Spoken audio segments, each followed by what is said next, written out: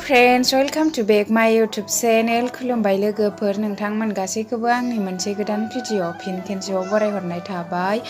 ओमफ्राय जोङो दिनैहाय लावथियाव थांनो नागिरदों ओरैनो बेरायहैनो ओमफ्राय जोङो लामायाव नै थांगासिनो मोनहां जाबाय मोनथ'वाखै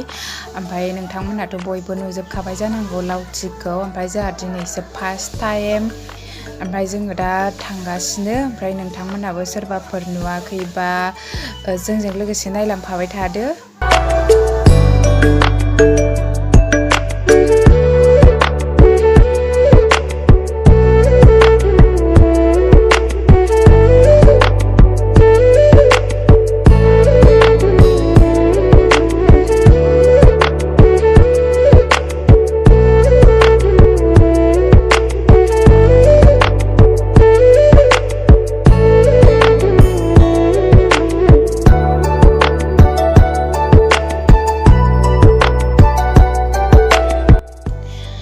जोङो दा मोनफैबाय लोगोफोर नै लावथि गेटआव बेनो लावथि गेटआ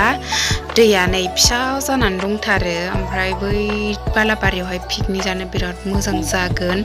आंना मबाइला बांद्राय मोजां नुवा केमेरायाव नङाबा बिराद मोजां खाथियाव नायोबा लोगोफोर नोंथांमोनाबो बेरायफै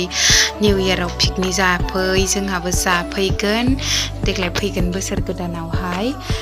ओमफ्राय आरो मा दं नोंथांमोनहा नायलांफाबाय थाबावदो जोंजों लोगोसे।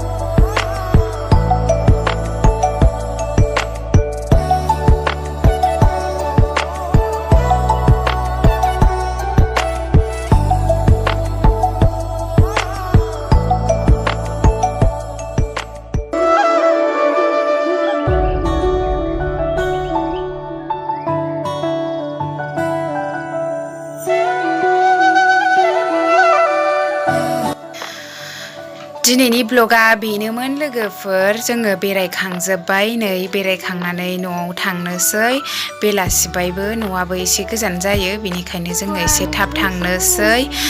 ओमफ्राय नोंथांमोना भिडिअखौ मोजां मोनदोंबा लाइक खालामदो आरो कमेन्ट्स खालामदो लोगोसे चेनेलखौबो साबस्क्राइब खालामनानै लादो ओमफ्राय नोंथांमोना भिडिअखौ जोबजासिम नायनायनि थाखाय